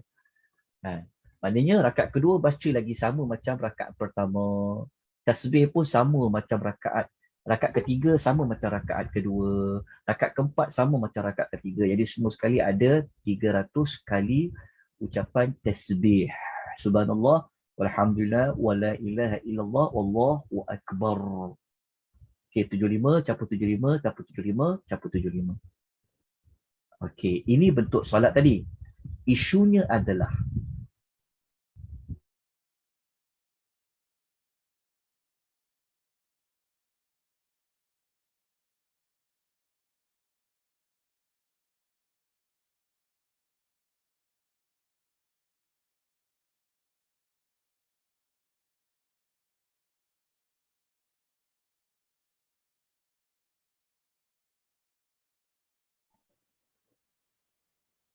Ada suara Ustaz. Ustaz, kejap. ingat Ustaz hilang tadi. Okey. Ustaz hilang. Okey, tengok hadis dia. Okey. Hadis ni, inilah jawapan dia. Dalam nota tu saya dah bawa dah. Sumber hadisnya dan status hadisnya. Penting sangat kalau untuk kita beramal. Kita tak nak ikut-ikut orang. Orang tu buat, kita buat. Tapi kita tak pernah tanya. Kita buat tu, Nabi buat tak? Kita kena bertanya tu sebab dalam bab ibadat kita kena ada contoh. Jadi jawapannya ada. Orang kata adalah hadis tu. Cari hadis. Cuma apabila kita jumpa mana-mana hadis, kena tahu dulu. Hadis tu sumber dia apa? Maksudnya riwayat siapa? Sebab tu kalau orang hantar mana-mana maklumat dekat WhatsApp group ke, dekat mana-mana dapat, jangan cepat-cepat nak pergi hantar ke orang lain. Kita ni semangat nak hebahkan ilmu. Baca satu artikel, satu info. Kalau dia tak bagi riwayat siapa, Bukhari ke, Muslim ke, Tirmizi ke, Abu Daud ke, tanya kepada orang yang hantar dalam grup tu. Engkau yang dapat maklumat ni sumber riwayatnya apa? Kecuali kalau kita ada sedia maklum lah.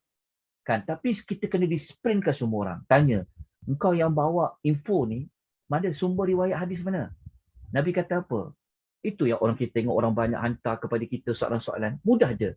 Orang hantar artikel tu pun dia tak bagi riwayat mana. Macam mana kita nak cari? Macam mana kita nak semak? Okey, sumber dulu. Okey, dalam hadis ni sumber dia mana? Ada. Hadis riwayat Abu Daud. Okay, ini sumber dia. Hadis riwayat Ibnu Majah. Okay. Hadis riwayat Abu Daud, nombor hadis tu 1297. Nombor hadis dalam riwayat Ibnu Majah 1386. Okay, ini sumber dia. Dah tahu sumber, tak habis lagi. Kita kena tahu pula status hadis tu.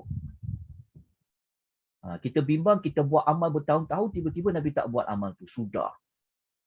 Jangan macam tu. Jadi, tengok dia punya status dia sekejap.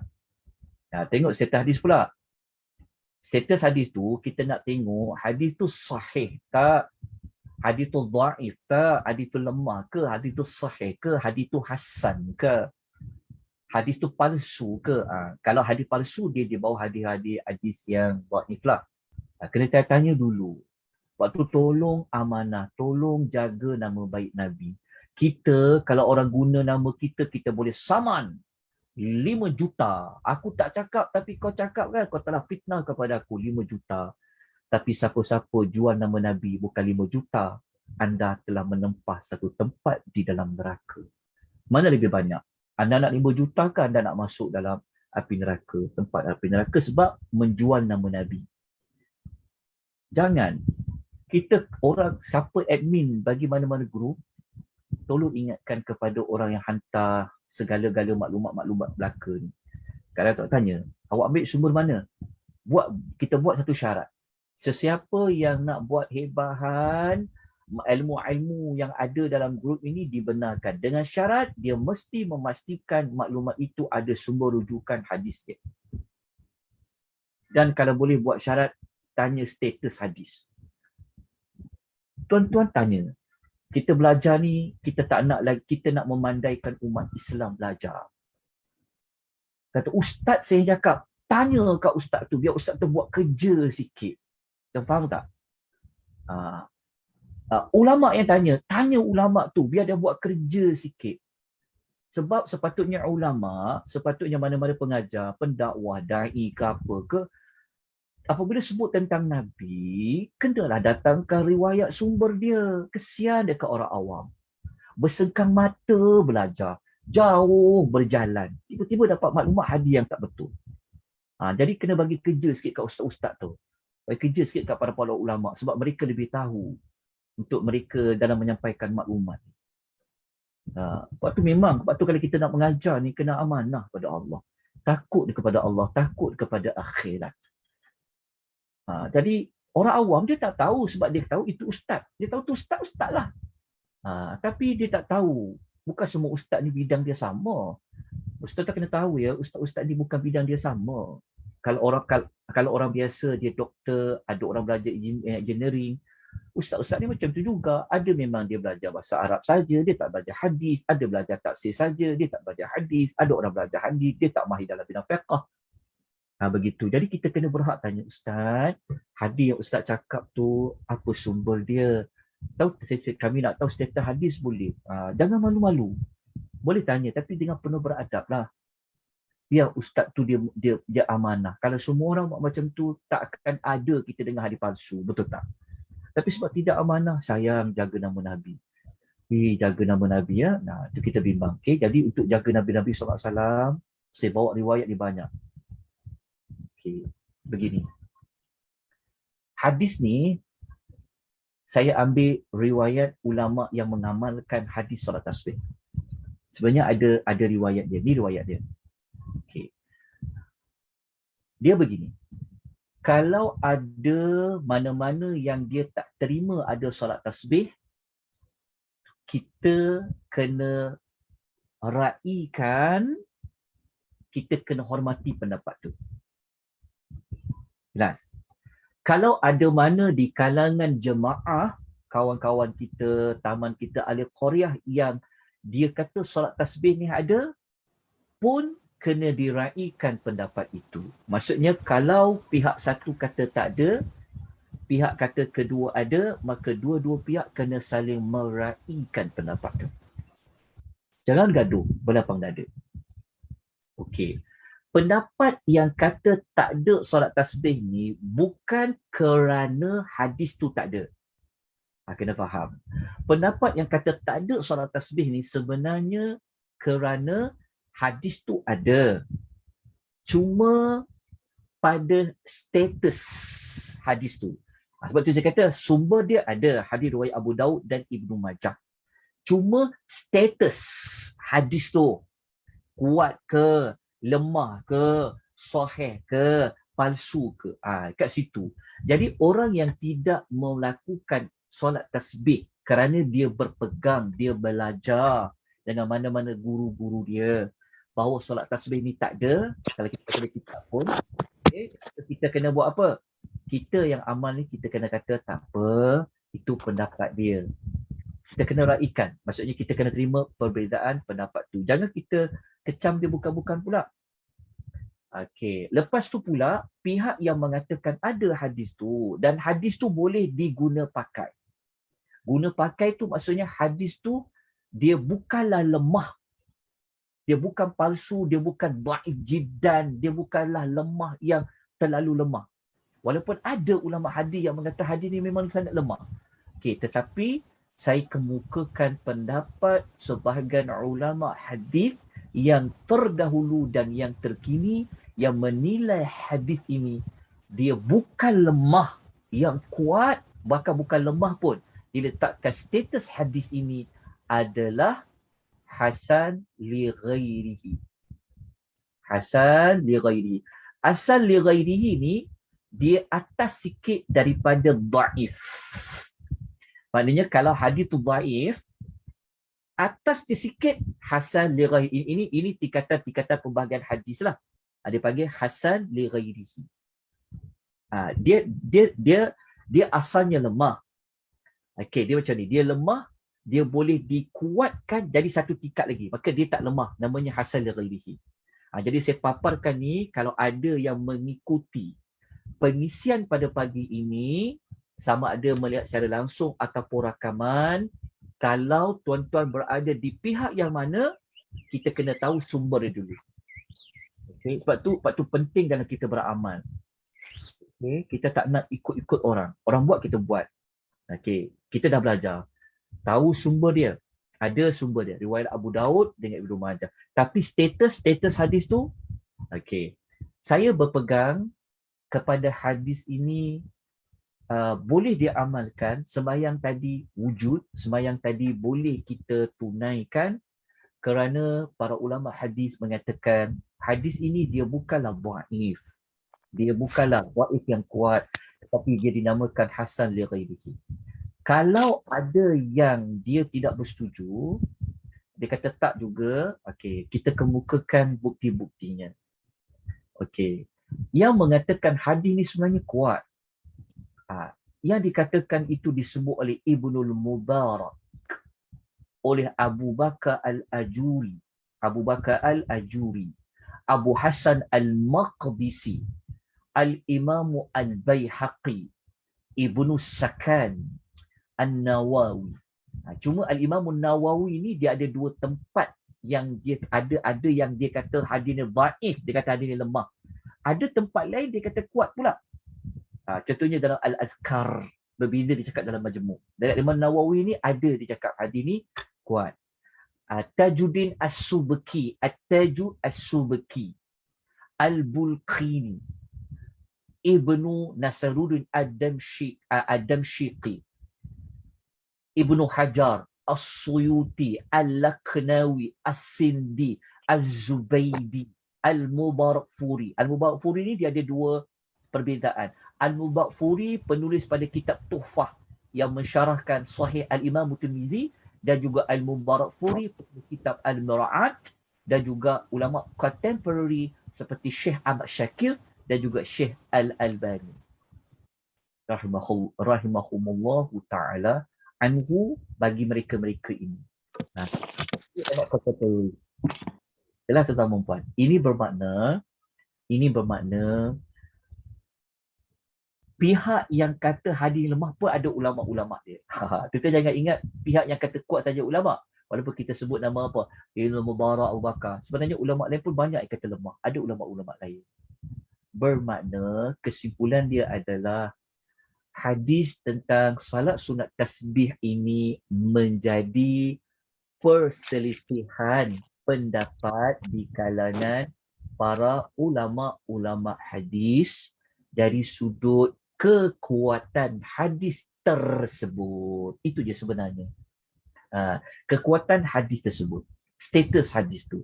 Kalau pihak yang mengatakan hadis riwayat Abu Daud dengan Ibnu Majah ni dia sangat lemah, tak boleh diguna pakai, maka itu yang datang. Saya dengar suara ni. Itu yang datang kepada tidak wujudnya solat sunat tasbih. Sekejap, saya tak bagi unmute. Okey, tetap jelas. Para ulama yang mengatakan ada salat sunat tasbih ni boleh buat, mereka berpandangan bahawa hadis yang Nabi nak ajar kepada bapa saudara tadi ni, hadis riwayat Abu Daud dengan Ibnu Majah ni, hadis dia itu bukanlah dhaif, tetapi dia adalah hasan li ghairihi. Itu saja. Wallahu ta'ala alam. Oleh yang demikian, dalam bab salat sunat tasbih, kita kena berlapang dada. Pihak yang kata tak ada, okey, dengan pihak yang kata ada kena berlapang dada. Jadi selesai perkara tentang salat sunat tasbih ini. Wallahu ta'ala a'lam.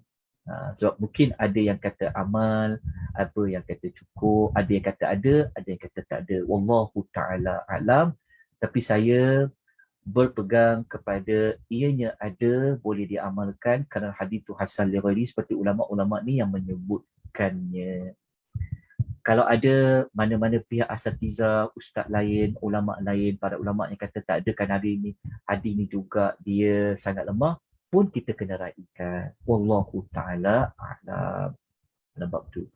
Okey, saya akan jawab beberapa persoalan yang ada di bahagian chat sekejap. Okey. Ustaz, maaf. Tadi dia hadis ni atas sikit daripada apa Ustaz? Dhaif. Oh, dhaif. Okey. Dhaif tu hadis tu dia lemah. Lemah Ya. tu dia ada sebab lah. Ya. Tapi hadis ni dia tidak setaraf yang istilah hadis sahih yang cukup 5 syarat tu. Dia bukanlah dia bukanlah sekuat macam Sahih Bukhari, bukanlah sekuat Sahih Muslim. Okey. Jelas ya? Ya. Okey. Tapi bukan saya, nanti jangan cakap Ustaz Yusof cakap. Tak. Saya menukilkan daripada ulama-ulama tadi itulah. Itu saja. Sebab Faham Ustaz. jelas ya. Faham. Okey. Soalan dalam chat ni ada yang tanya, kalau masa saya jahil dulu, solat 5 waktu tak cukup, kena qada salat wajib dulu, baru buat solat sunat ke? Boleh ke bagi pencerahan? Okey. Kalau sesiapa yang dia berpegang kepada jika dia meninggalkan solat wajib, dia perlu qada. Sebab dia berbeza pendapat juga di kalangan para ulama. Kebanyakannya mereka menganalogikan solat yang wajib ni seperti berhutang dengan Allah. Okey, maka mereka mengkiaskan begitu. Maka para ulama yang mengatakan kena qada, maka kena qada lah. Cuma kalau ditanya antara nak qada dengan sunat, mestilah kita kena qada dulu. Kita kena qada lah, tetapi sunat jangan tak buat. Maknanya kena buat dua-dua. Sebab apa? Sebab fungsi solat sunat menampung solat wajib. Dia macam ni. Pendapat kedua yang kata, kalau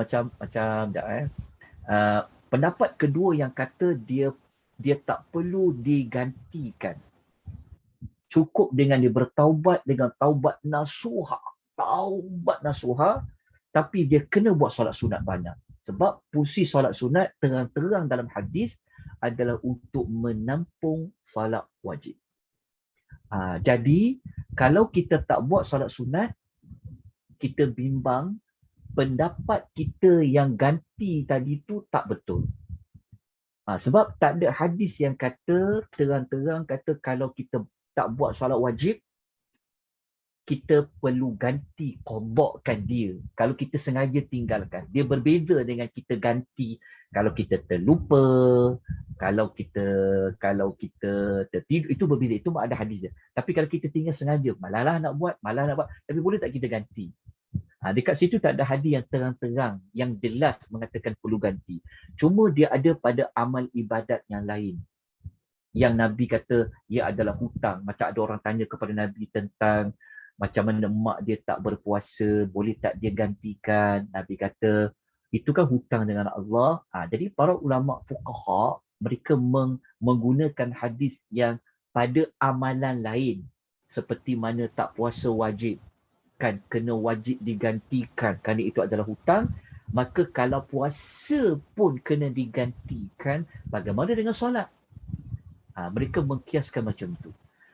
Jadi pendapat itu pun sebenarnya dia adalah pendapat para ulama. Jadi kita bimbang kalau kita hanya buat pada solat wajib, sedangkan pendapat itu tidak benar. Contoh sebab ijtihad para ulama. Kita tinggalkan solat sunat. Kita bimbang. Yang mengatakan solat sunat wajib buat sebab ada hadis. Sebab itu kalau kita nak buat, dua-dua tu kena buat. Solat sunat jangan tinggal. Sebab itu memang hadis dia sebut tentang kelebihan pada solat sunat. Terjelas tak apa yang saya nak nyatakan dekat? Okey, kejap. Saya tunjukkan tajuk. Kejap kelebihan solat. Saya tunjukkan dalil dia. Sebab yang pendapat kata qada tu, dia ijtihad para ulama yang membuat kiasan. Tapi yang kata taubat tu memang kita faham dah. Taubat tu sudah pasti. Lepas tu yang kata solat sunat menampung tu, itu memang sudah pasti. Jadi solat sunat tu memang kena buat. Sekejap ya. Dia apa pun solat sunat. Sekejap ya. Saya carikan maklumat tu dalam saya punya nota ni. Sekejap ya, saya tunjukkan dalil dia. Okey, sekejap saya tunjukkan.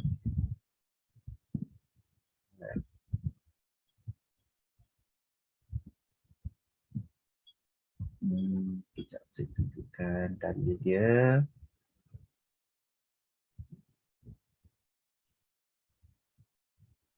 Allah tertinggal pula. Okey, saya jawab dulu. Okey, jelas tadi soalan tadi, maksudnya kalau kita nak pegang kepada ganti solat, kita buat ganti juga dengan kadar kita tahu, tapi solat sunat kena perbanyakkan. Kena perbanyakkan. Sebab Saya ada ada soalan. Ya, soalan. Okey, soalan mungkin ini mungkin nak tanya pandangan Ustaz jugalah. Because saya pun referring kepada Riyadhus Solihin kan. Tadi Ustaz kata kita buat dua pilihan, sama ada kita buat pada hari Tasu'a iaitu pada 9 Muharram, dan definitely lah 10 Muharram tu kita kena puasa sunat. Jadi saya kena ingatkan semualah, ambillah peluang pada 18 dan 19 hari bulan ini. Jadi pilihan Ustaz kata sama ada kita buat sebelum atau selepas 10 Muharram. Jadi saya refer pada kitab Riyadhus Solihin saya yang saya belajar pada 2012 kan Ustaz. Tajuk keutamaan puasa pada hari Arafah, Asyura dan Tasu'a kan. Jadi hadis keempat dari Ibnu Abbas berkata, Rasulullah SAW bersabda, seandainya seandainya aku masih hidup sampai tahun depan, nescaya aku akan berpuasa pada tanggal 9 Muharram, riwayat Muslim. Jadi betul tak kalau saya sarankan semua orang, biarlah ambil pada hari Tasu'a daripada kita ambil pada hari selepasnya. Pandangan saya lah Ustaz. Ya, itu saja. Kedua Ustaz, soalan saya, Persatuan Wanita Islam prihatin pada setiap tahun kita akan mengadakan solat tasbih dengan bersama-sama jemaah-jemaah kita.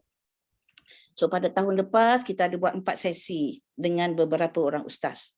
Jadi ada juga lah pandangan sepatutnya tak boleh berjemaah, sepatutnya ini, sepatutnya itu, tapi kami tetap lakukannya. Jadi itulah saja nak tanya pandangan ustaz lah. Itu saja. Terima kasih.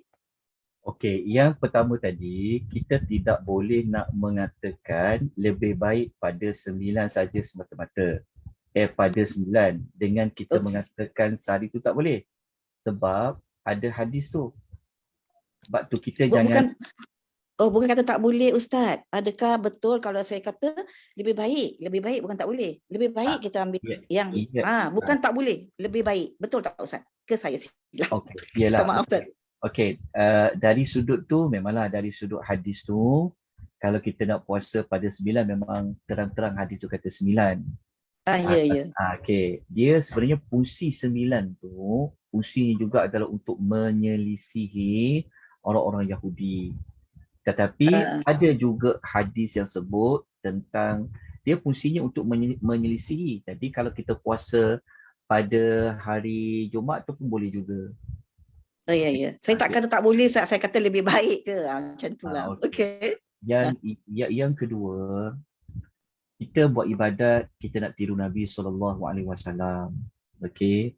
Jadi, ibadat kalau kita nak buat solat sunat berjamaah, jangan elakkan daripada kita jadikan dia benda yang satu kemestian dan benda tu dia menjadi satu kebiasaan. Solat berjamaah ni memang qiyamul lail, arti kita buat solat sunat berjamaah ni, macam tu kalau kita buat banyak orang buat tasbih malam contoh kan.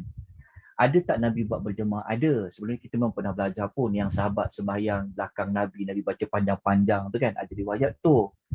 Cuma ia bukanlah menjadi kebiasaan kalau buat solat sunat malam qiyamul lail mesti kena berjamaah.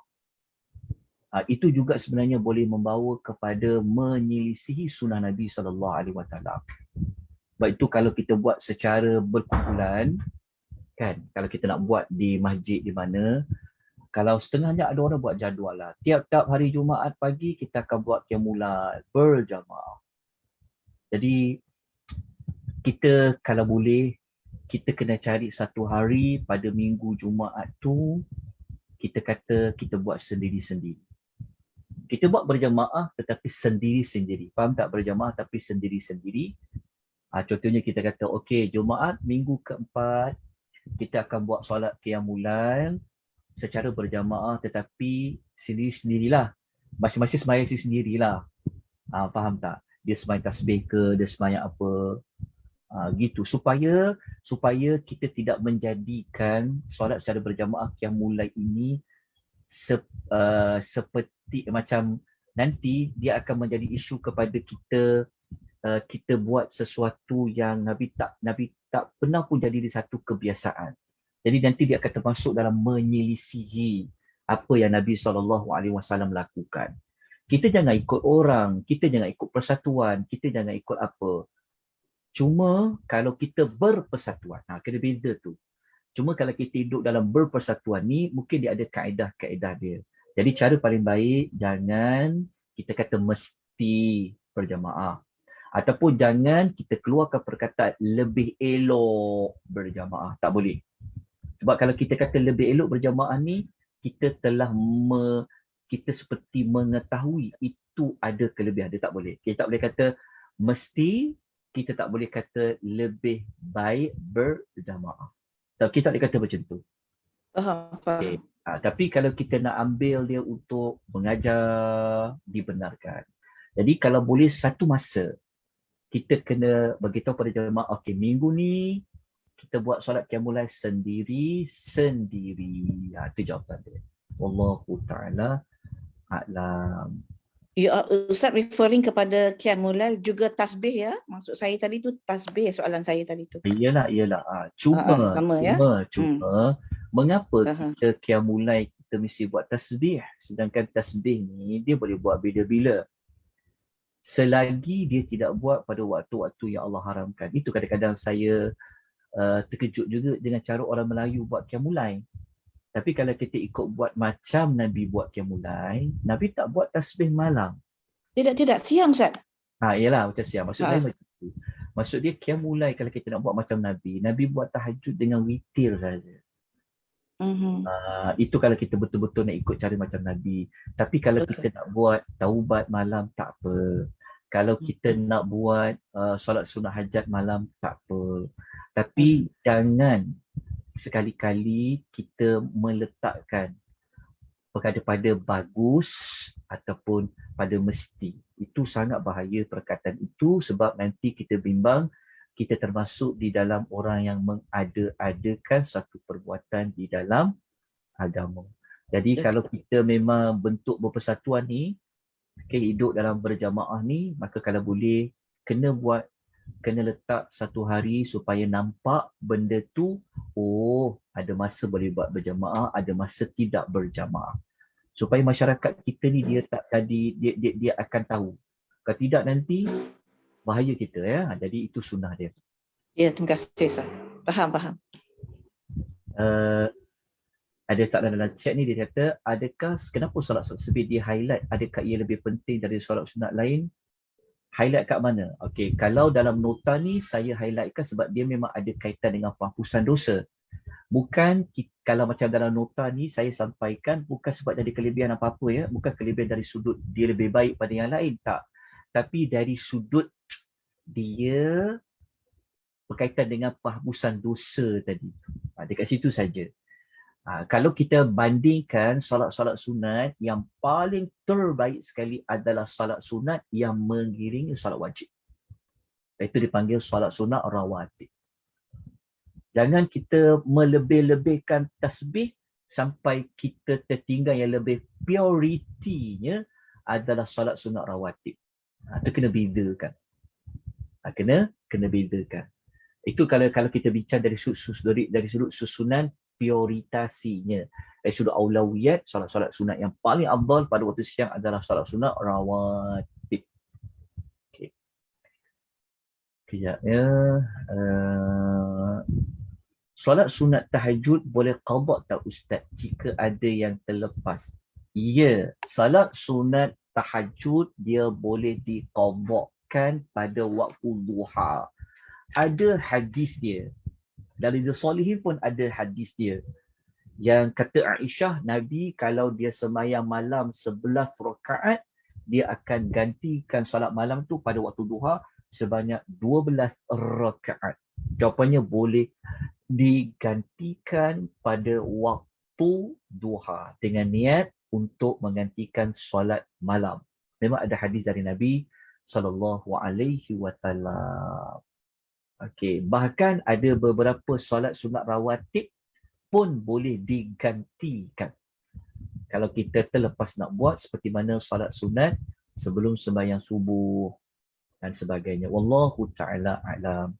Baik, ada soalan lain? Ada pertanyaan lain?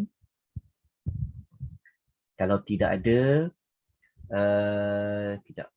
Kalau tidak ada, kita berhenti di sini. InsyaAllah nanti pada minggu depan saya kena carikan lagi apa contoh-contoh kelebihan-kelebihan amal yang lain. Nanti saya akan maklumkan. InsyaAllah. Terima kasih banyak-banyak. Jazakumullah. Ustaz, saya ada nak. Ustaz, alhamdulillah kita ada pertambahan jemaah ya Ustaz. Mungkin ada yang pertama kali mengikuti kelas Ustaz hari ini ya. Terima kasih banyak-banyak kepada semua jemaah baru. Welcome to our classes. Okey, Ustaz, saya cek di dalam Telegram ya. Ustaz tertinggal yang nota amalan penghapus dosa ni. Ustaz terhantar yang nombor 1 hingga nombor 13 2 kali. Jadi nombor 14 hingga 20 memang tidak ada dalam Telegram. Yang Ustaz pesan tadi, cek nota-nota. Yang dekat dalam Telegram. Dalam Telegram tu. Dan nombor 14 hingga 20. Tak ada. Tetapi 1 hingga 13 2 kali. Oh, 1 12 tu. Takut jemaah-jemaah baru mencari nota ini, nanti memang tak jumpa 14 hingga 20. Tetapi jemaah yang lama telah mendapat 14 hingga 20 pada minggu lepas. Dalam kelas kita minggu lepas kan notanya. Nanti Ustaz cek balik. Okey, doa untuk amalan nombor berapa? 14 hingga 20. Tidak ada di dalam nota Telegram. Dan kepada jemaah-jemaah baru, bolehlah pergi ke Telegram di bawah Akademi Tadabbur Malaysia untuk mendapatkan semua nota-nota kami. Walaupun ada di dalam kelas anjuran, tetapi semua nota-nota Ustaz juga ada di dalam Telegram. Itu saja. Ya Ustaz ya? Saya 2 kali. Ustaz terhantar 2 kali 1 hingga 13. Tercicir 14 hingga 20. Nanti jadi jemaah yang lama mungkin ada sebab minggu lepas kita dah paparkan yang 14 hingga 20. Okey, dapat yang 14 hingga 20. Alright. Yang jemaah lama lah. Jemaah baru mungkin tidak dapat lah. Kalau dia tengok dekat nota di Tadabbur tidak adalah 14 hingga 20. Tapi dekat dalam grup ada kan? Dalam last week, minggu lepas ada. Yang Ustaz hantar untuk yang semalam Ustaz hantar hanya 21 hingga 22 saja. Yang tak ada 14 sampai 20. Oh, 14 sampai 20. Yes. Oh, yang tak ada. Okey, nanti saya masukkan keseluruhan. Saya akan masuk keseluruhan insya-Allah pada hari ini. Okey. Lagi ada apa-apa? Itu saja. Okey. Itu saja saya ingatkan semua, jangan lupa kita berpuasa pada hari Rabu dan Khamis ini, iaitu pada 18 dan 19 hari bulan, ataupun macam Ustaz kata nak tambah 20 hari bulan. Itu saja dari pihak kami. Terima kasih banyak-banyak pada semua yang sudi bersama-sama kami. Ustaz pun dah ramai jemaah baru dalam kelas kita saya. Alhamdulillah. Itu saja. Saya serahkan kepada Ustaz jika Ustaz ada kata-kata yang sebelum mengakhiri kelas kita. Okey, terima kasih banyak-banyak kepada semua maklum balas, kekurangan, kelemahan bagi pihak saya mohon ampun dan maaf sebagai pembimbing. Kalau ada mana-mana jawapan saya tidak tepat dan sebagainya, tolong kongsikan, tolong buat teguran ya. Aku qouli hadza wa astaghfirullahal azim wa billahi taufiq hidayah. Wassalamualaikum warahmatullahi wabarakatuh.